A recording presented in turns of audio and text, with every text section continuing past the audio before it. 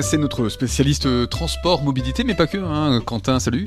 Salut Eric, Eh oui, comment vas-tu ? Très très bien. Merci à toi de se retrouver pour ce nouvel épisode de Ça roule, Quentin. Je faisais un peu une fausse ouverture parce que on parlait d'un autre sujet que tu es en train de traiter en ce moment, parce que tu fais pas que les transports et la mobilité, aussi tu as d'autres sujets que tu traites pour la Provence. Et là, tu es sur un dossier sur les villes où il fait bon vivre. C'est ça, exactement. Je travaille sur un nouveau dossier à venir pour la Provence, sur ce classement qui paraît chaque année. Vous avez peut-être déjà vu à l'entrée de certaines villes, parfois le panneau ville où il fait bon vivre ou village est affiché.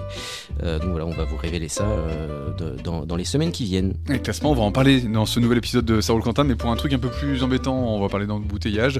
Je vous déroule pas le menu, je vous invite à l'écouter et c'est parti maintenant.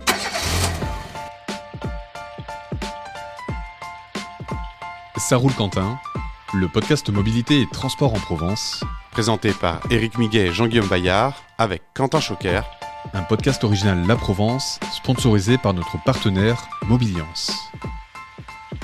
Oh, vous l'avez sans doute remarqué si vous prenez l'autoroute A7 en ce moment du côté de Marseille, en partant ou en venant sur Marseille, des travaux, beaucoup de travaux, toujours des travaux diront certains.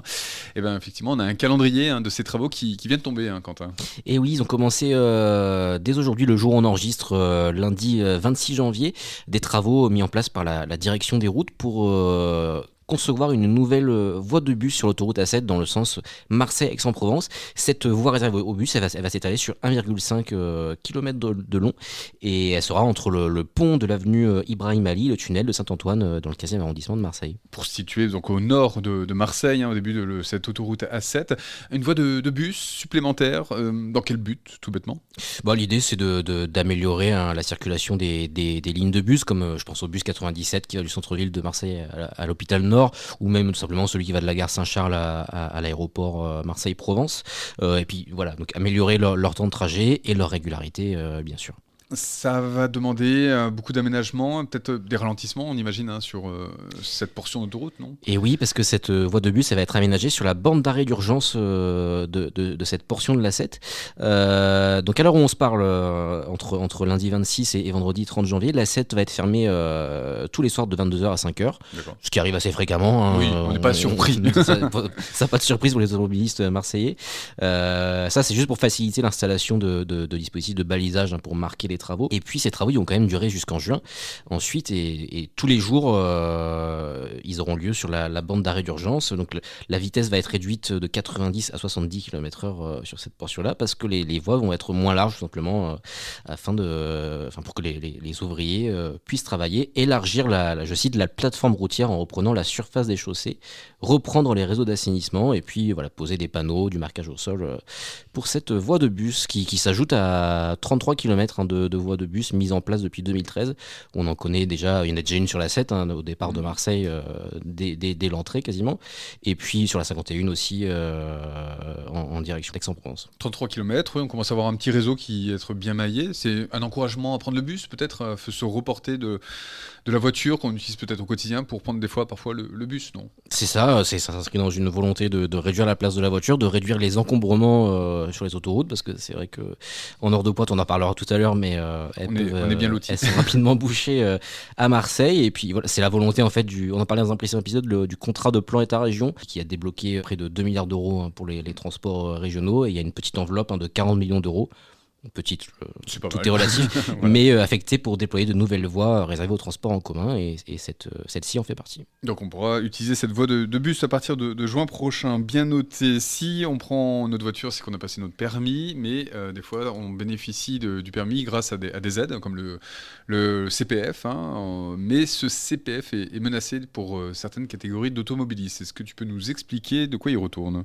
Oui, alors déjà pour rappel, le CPF, le compte personnel de formation, c'est une somme qu'on accumule tous les ans quand on est salarié, qui permet de se former ensuite si on a envie d'améliorer ses compétences, ou même simplement de se reconvertir. Et depuis 2017, ce CPF permettait de passer le permis de conduire. Plein de jeunes conducteurs, d'apprentis conducteurs l'utilisaient. Chez Ornicar, par exemple, l'auto-école en ligne cofondée par un Marseillais, c'est 27% des apprentis conducteurs qui s'en servaient.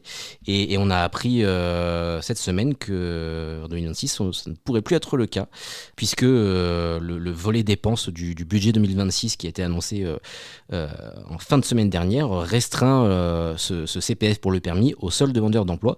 Je vous propose d'écouter Benjamin Guignot, cofondateur d'Ornicar, qui m'a livré sa réaction. On regrette amèrement la décision qui a été prise de retirer le financement du permis de conduire du système CPF parce que c'était une aide pour entre 25 et 30% des candidats au permis de conduire. Et donc aujourd'hui, ceux que ça va pénaliser, c'est les jeunes pour qui les formations permis de conduire étaient un luxe. Le CPF avait été une option extrêmement bénéfique pour eux et aujourd'hui, sans aucune concertation, on balaie les intérêts de la jeunesse en retirant notamment le financement du permis de conduire. Ouais, voilà, on a pu entendre la colère de Benjamin Guignot, mais ce n'est pas le seul acteur des transports et de la mobilité qui s'oppose à cette suppression du CPF. Oui, il y a plusieurs syndicats qui sont montés au créneau en ce début de semaine pour s'opposer à cette mesure parce que près d'un quart des candidats au permis B ont financé leur formation avec le CPF en 2024. Mobiliance, par exemple, qui est d'ailleurs sponsor de ce podcast, a pu bien communiquer pour dénoncer une succession de mesures prises sans aucune concertation, je cite, avec les acteurs de l'éducation routière et les professionnels du secteur. Mobiliance estime qu'il y aura des répercussions massives sur l'accès à l'emploi même, puisque dans beaucoup de régions, y compris la nôtre, avoir le permis et une voiture est souvent nécessaire pour aller travailler. Oui, en effet, donc c'est une bonne remarque là-dessus. Oui, on l'évoque assez souvent effectivement que les transports, enfin voilà, la mobilité, c'est pour ça que c'est important, c'est pour notamment... Plusieurs études l'ont déjà confirmé, en effet. Et puis il y a une autre mesure aussi dans ce PLF qui inquiète, donc Mobiliance parlait de succession de mesures, c'est la suppression de l'aide forfaitaire de 500 € qui permettait aussi aux apprentis majeurs de financer leur permis de conduire. Très bien, bah écoute, merci pour cette précision. Autre sujet d'actualité dont on a souvent parlé par le passé et dont on continue de parler, c'est les fameuses ZFE, les zones à faible émission. Et sont-elles encore d'actualité justement ou pas? Bah justement, il y a de la nouveauté. On n'y comprend plus rien, Eric, dans cette suppression ou non des zones à faible émission, les ZFE. Alors, elle devrait, c'est bien parti pour, on peut dire ça comme ça. Il y avait un projet de loi de simplification qui devait être examiné par une commission mixte paritaire et donc un accord entre les députés et les sénateurs. Il a été trouvé la semaine dernière, donc ils se sont mis d'accord pour supprimer les ZFE qui étaient présentes dans plusieurs grandes villes de France. Ça doit maintenant encore, à l'heure où on se parle, être voté séparément à l'Assemblée nationale et au Sénat, pour qu'enfin ces ZFE puissent être supprimés. Des ZFE, je ne sais pas si tout le monde se souvient. On le rappelle, ce que je veux dire, voilà, peut-être rappeler voilà, le but de ces ZFE et pourquoi en fait, ça n'a pas été politiquement voté dans la foulée. Alors les ZFE, ouais, en effet, donc c'était un périmètre mis en place dans plusieurs grandes villes, Paris, Lyon, Marseille, dans lequel certaines voitures les plus polluantes, les plus vieilles, n'avaient plus le droit de circuler. À Marseille, ça a été un temps les voitures critères 4 et 5, donc, vous savez, la fameuse vignette à poser sur le pare-brise en fonction de l'année de votre véhicule. Il a un temps été question d'y intégrer les critères 3, et puis Martine Vassal, président de la métropole, s'y est opposé à l'époque. Et puis aujourd'hui, bon, la ZFE marseillaise est un petit peu endormie, clairement, il n'y a aucun contrôle, et il y en a, il me semble, jamais eu, si je dis pas de bêtises, Eric. Oui, sur les jours de pic de pollution, mais sinon, non. C'est ça. Alors, par contre, si les ZFE disparaissent bel et bien, on pourra toujours contrôler les vignettes critères lors des pics de pollution. Ça, c'est séparé. Il faut pas confondre les deux, et je pense que les conducteurs ont parfois tendance à le faire. Non, aujourd'hui, les dernières ZFE qui restaient vraiment en application, c'était à Paris et à Lyon. Grenoble aussi, je crois peut-être, mais qui l'avait fait aussi préalablement. Enfin, qui avait fait chaque ville métropole avait fait leur propre dispositif. C'est ça. Marseille a voulu tenter, mais bon, le critère 3, comme tu disais, c'est aussi lié. Voilà, ça demanderait un renouvellement du parc automobile, et forcément, ça demanderait de l'argent, et c'est là-dessus que ça pêche. J'ai l'impression aussi. Oui, c'est un peu la critique qui a été faite à ce dispositif, c'est d'être allé un peu trop vite et de ne pas avoir assez accompagné finalement les propriétaires de vieilles voitures pour en changer plus facilement. Donc la suite cette semaine avec cette commission mixte paritaire et donc voilà, l'enterrement peut-être officiel. Oui, peut-être que quand vous nous écouterez, ça sera déjà voté, mais en tout cas à l'heure où on se parle, il reste encore quelques votes à suivre. Mais sur les ZFE, le dossier n'est peut-être pas terminé parce que des organismes continuent de se mobiliser pour le maintien de ces ZFE. C'est ça. Cette suppression des ZFE, elle satisfait certains bords politiques, clairement, mais elle provoque le mécontentement d'autres élus. Il y a des députés de gauche qui ont prévenu qu'ils allaient saisir le Conseil constitutionnel pour faire annuler la suppression. Et le 23 janvier, il y a l'ONG Respire qui se bat pour améliorer la qualité de l'air, notamment, qui a annoncé qu'elle allait attaquer l'État en justice pour obtenir la cessation d'un manquement vis-à-vis de cette suppression des ZFE. Eh ben, écoute, merci pour ces précisions sur l'actualité de ces ZFE. On passe au dossier du jour. Et le dossier du jour, c'est un problème du quotidien, un problème que vous avez peut-être remarqué, sans doute même si vous êtes en voiture autour de Marseille et même autour d'Avignon. Ce sont les roulements de tambour, les embouteillages. Hein. Il y en a des fois des jours où c'est vraiment très très compliqué de circuler dans et autour de Marseille. Et bien justement, il y a TomTom, hein, le GPS, hein, qui fait les classements et qui vient de dévoiler le classement notamment pour Marseille et Avignon. Oui, tu l'as dit, Eric, tous les ans, TomTom dresse son classement des villes les plus embouteillées. Et chaque année, Marseille, Avignon aussi, y occupe plutôt une bonne place ou une mauvaise, selon comment on voit les choses. L'an dernier, Marseille était 4e. Ville la plus embouteillée de France. Hein. L'une des plus embouteillées, ouais. Et cette année, Marseille est repassé 5e. Ça ne veut pas dire qu'il y a du mieux, attention, parce qu'il y a tout un tas d'indicateurs dans ce classement qu'il faut prendre en compte. Non, ça veut juste dire que d'autres villes sont passées devant Marseille. Les plus embouteillées. Donc. Voilà. En haut du classement, on retrouve Lyon, ensuite Bordeaux, Montpellier, Paris et enfin Marseille, avec devine combien d'heures perdues dans les embouteillages J'ai pas envie chaque d'y année. penser, c'est trop dur. Chaque année, les conducteurs marseillais ont perdu en moyenne 74 heures dans les bouchons pour circuler. Ça veut dire quoi pour ceux qui circulent entre Marseille et un peu l'extérieur, c'est ça? Ou sur quel type de... Alors là, on parle seulement de Marseille à la limite géographique au panneau. On va dire. Ouais, c'est ça. D'accord. Sachant que TomTom se base sur les données émises par les voitures, puisque maintenant les GPS embarqués sont parfois faits par TomTom. Mm-hmm. Ils ont dressé un taux de congestion qui est de 39,4% chez nous. C'est moins par exemple que Lyon qui a 47,2%. Taux de congestion. Pour la première place. Alors, ça veut dire quoi, enfin, ce pourcentage? Ce taux, alors c'est un peu un calcul savant, hein, mais c'est la moyenne du temps passé sur un trajet donné et de la vitesse pour le parcourir, rapporté au temps et à la vitesse de base quand ça circule bien. Tu vois. Oui, parce qu'eux, ils ont toutes les données chiffrées du temps, des trajets, des gens qui mettent dans leur GPS telle distance à tel point, de tel point à tel point. Ça permet, normalement, il y a un indicateur de données et c'est ça. Voilà, si ça dépasse, c'est qu'il y a eu un peu de ralentissement. Et donc 39%, donc c'est ce 39,4%. Tu disais de 74 heures de perdu, une 5e place, mais c'est un peu mieux quand même que les années précédentes. Oui, parce que l'année d'avant, on avait quand même 93 heures perdues en moyenne à Marseille. Mais alors, ce qui pêche, c'est que l'heure de pointe, le pic de bouchon, il a lieu désormais un petit peu tous les jours. Si on regarde le détail fourni par TomTom, tous les soirs entre 17 et 18 heures, toute la ville est dans le rouge, concrètement. Ouais. Le matin, c'est entre 8 et 9 heures. Le pic, ça reste le mardi quand même. Je vous propose d'écouter Vincent Marcinier, directeur de la communication de TomTom, qui m'a expliqué un peu pourquoi certains jours étaient plus à même d'avoir des bouchons que d'autres. On a vu pendant les années post-Covid, il y avait vraiment les jours télétravail et les jours de retour au travail. Maintenant, on sait que de plus en plus de sociétés encouragent fortement le retour au bureau. Donc il y a peut-être un peu moins maintenant ces jours de télétravail ou les jours un peu qui étaient plus fluides, les mercredis, les vendredis souvent qui étaient pris en télétravail. Maintenant on a un trafic qui est quand même assez réparti sur l'ensemble de la semaine. Alors voilà, c'est pas un hasard si on diffuse donc le mardi, puisque c'est le jour le plus embouteillé, celui où vous avez le plus de temps pour écouter, pour nous écouter. Ça roule Quentin, ou plutôt ça ne roule pas Quentin, dans votre voiture.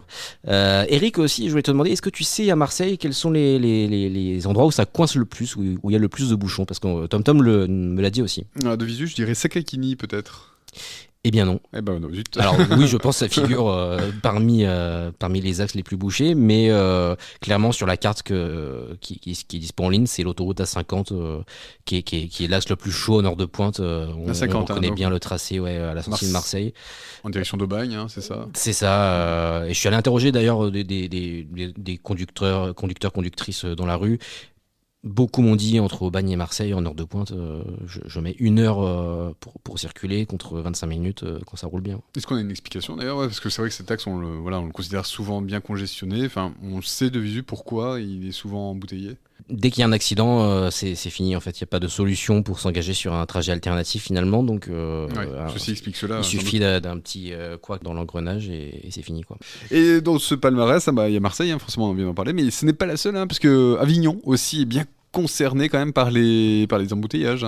Oui, alors si tu as déjà pratiqué la circulation à Avignon ou pas? Pas tant que ça finalement. Autour des remparts, c'est bien. C'est littéralement l'enfer pour pratiquer fréquemment, et ça se ressent dans ce classement puisqu'Avignon est 16e ville la plus embouteillée de France, ce qui est quand même une place assez haute pour une ville moyenne, avec un taux de congestion moyen de 34,8%, qui augmente de un petit point par rapport à l'an dernier.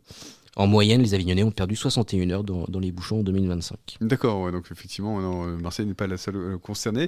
Mais on discutait avant, en préparant cette émission, tu me disais, il y a des villes quand même qui ont évolué dans ce classement, et notamment pas loin de chez nous, c'est Toulon qui était mal classé, mais qui se débrouille mieux en termes de congestion aujourd'hui. Oui, son taux de congestion a baissé, comme celui de Nice aussi, il me semble. À Toulon, c'est parce que la vitesse moyenne de circulation a augmenté grâce à l'extension d'une autoroute urbaine en fait, ce qui fait que la vitesse moyenne sur autoroute a gagné pratiquement 7 km/h. C'est ce que m'a expliqué encore une fois Vincent Martinet de TomTom. Je vous propose de l'écouter à nouveau. C'est la seule ville en France où la vitesse a un peu augmenté. C'est dû à l'extension de 7 km d'autoroute urbaine que la ville a faite l'an dernier. En fin 2024, début 2025. Ils ont élargi une autoroute sur 7 km pour la passer à 3 voies. Et en fait, on voit très nettement quand, vous voyez, sur la vitesse, là, on a la vitesse moyenne sur autoroute pendant l'année. Elle a gagné quasiment 7 km/h. Bon voilà, du coup peut-être l'exemple à suivre c'est avec Toulon. En tout cas en attendant, prenez votre mal en patience, les embouteillages ils sont là, il faut malheureusement rouler prudemment toujours et ne pas se presser et puis être patient quand on est dans les bouchons. Une fois n'est pas de coutume, on va faire un test, tu as fait un test, mais tu vas nous raconter ce test, parce que tu as la chance, on le rappelle, de pouvoir tester les nouveaux véhicules pour voir quelles sont les évolutions des véhicules neufs aujourd'hui sur le marché, ça donne des bonnes tendances. Et là tu as fait un test avec une voiture qui est bien connue, alors peut-être on la voit très bien dans le paysage, mais c'est pas là forcément le véhicule dont on parle le plus souvent, pour les puristes. C'est la Skoda Fabia. C'est ça, petite cousine des Volkswagen Polo, Audi R1 qu'on voit un peu plus souvent en effet dans les centres-villes. Mais la Fabia, ça fait un moment qu'elle est commercialisée aussi, depuis 2021, là, cette dernière génération. 2021, mais il y avait des modèles d'avant encore. Oui, il y avait d'autres générations, mais là j'ai testé le dernier modèle. Ah oui. Ouais. Moi je voyais la vieille Fabia, attention, oui, non, on est sur la Skoda Fabia, c'est un modèle qui doit dater des années 90. Je sais que c'est bientôt le salon rétromobile, alors on se parle, mais je ne fais pas encore dans le vintage. D'accord. En tout cas, c'est un modèle phare pour la marque Skoda, marque tchèque, si je ne me trompe pas, qui appartient au groupe Volkswagen. Bah oui, c'est sûrement, si je dis pas de bêtises, l'un de ces modèles les plus vendus. Ouais. Et là, c'est le nouveau modèle avec une grosse révolution ou on est sur une évolution? Non, alors en fait, moi, j'ai eu l'occasion de tester la version Fabia 130, qui est une édition spéciale pour les 130 ans de Skoda qui ont été célébrés l'an dernier. Une édition un peu sportive avec un moteur essence 1,5 litre TSI, donc moteur typique du groupe Volkswagen. 177 chevaux quand même. Ah oui, ça doit et un petit look un peu différent, quelques modifications techniques, notamment sur la suspension. La voiture est plus basse que les autres Fabia, mais il n'empêche que dans l'idée, moi je suis venu pour tester, si tu veux, la Fabia au global. Oui, c'était l'occasion de parler de cette voiture, effectivement. C'est ça, que j'avais pas testé le modèle dans sa globalité. Puis sachant qu'elle va sûrement être restylée, donc avoir un nouveau look l'année prochaine, je me suis dit que c'était l'occasion de vous en parler. Bon alors, justement, cette Fabia, quelles sont les impressions de conduite, Quentin? Eh bien, à conduire, ma foi, je l'ai trouvé très confortable, franchement. Même si, alors ce modèle, du coup, je te le dis, était un peu plus bas. Je trouvais que sur les aspérités de la route, même les ralentisseurs, elle gommait bien tout ça. Elle m'a donné un bon confort intérieur. Donc je me dis qu'avec les versions un peu moins cossues, un peu moins sportives, ce confort sera encore meilleur. J'ai trouvé aussi que son train arrière s'enroulait bien, comme on dit, dans les virages. On prenait du plaisir à enchaîner les virages à son volant. un petit peu déçu quand même par la direction que j'ai trouvé assez floue. Et pareil pour la boîte de vitesse automatique DSG7, donc qui est typique du groupe Volkswagen. Je trouvais qu'elle manquait de dynamisme à la relance, si tu veux, quand on accélérait. Parfois des petits trous, un bon décalage quand on appuie en fait. Et puis cette boîte, elle est associée surtout à un embrayage sec, c'est ce que Skoda nous a dit, qui moi personnellement m'interroge sur la durée de vie de cette pièce, qui est quand même généralement pas donnée. Ouais. Sur l'esthétique, des fois on a l'image de Skoda qui est assez classique. Est-ce que cette Fabia voilà, est séduisante ou comment tu la trouves au niveau esthétique? Ouais, alors Skoda, il y a eu franchement du mieux. Depuis, je suis un peu mauvaise langue. Depuis une dizaine d'années, ils se sont bien améliorés en termes de design, en termes d'intérieur aussi. Alors il y a toujours beaucoup de plastique dur, malheureusement, mais bon... On a un écran tactile au milieu et des compteurs numériques comme dans la plupart des voitures modernes.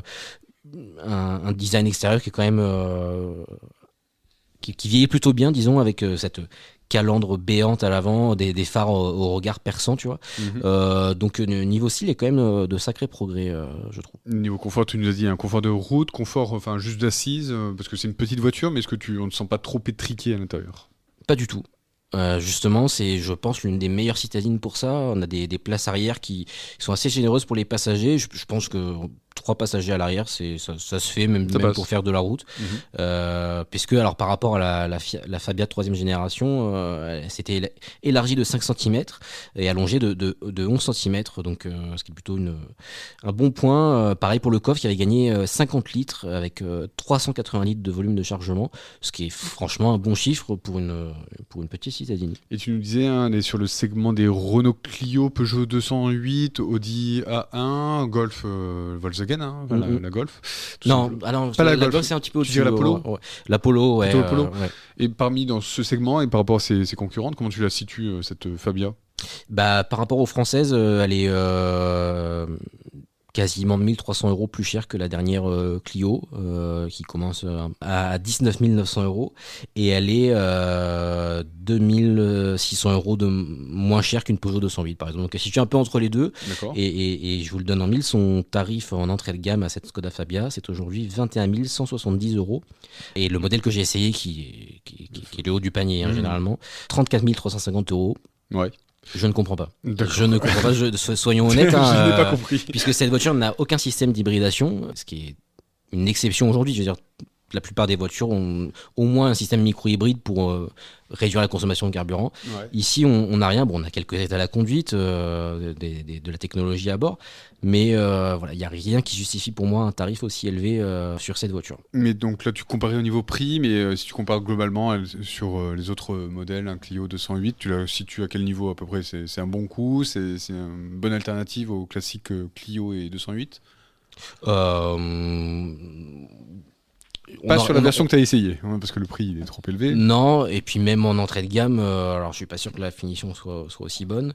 Je pense que oui, on aurait pu la présenter comme une bonne alternative il y a quelques années. Maintenant, la Fabia elle accuse quand même un certain retard par rapport à la Clio, par exemple, qui a bien évolué, qui aujourd'hui a un vrai moteur hybride. Donc peut-être qu'ils vont revoir leur copie avec la version restylée à venir, même sûrement. Ouais. Pour l'instant, je pense qu'elle a quand même un petit train de retard. Oui, non, il faut bien le rappeler. Ouais, c'est pas le dernier modèle. Enfin, justement, ils vont la restyler. Enfin, il y aura la nouvelle version de la Fabia prochainement. Justement, on aura peut-être l'occasion de retester. De la tester à nouveau, ouais. À ce moment-là. Écoute, merci pour ce test et merci pour toutes tes précisions, explications, informations sur l'actualité, mobilité et transport plaisir. Dans ce nouvel épisode de Ça roule Quentin. Et à très vite, Eric. À dans 2 semaines pour un nouvel épisode. Avec grand plaisir et à très vite à tous. À bientôt. Salut.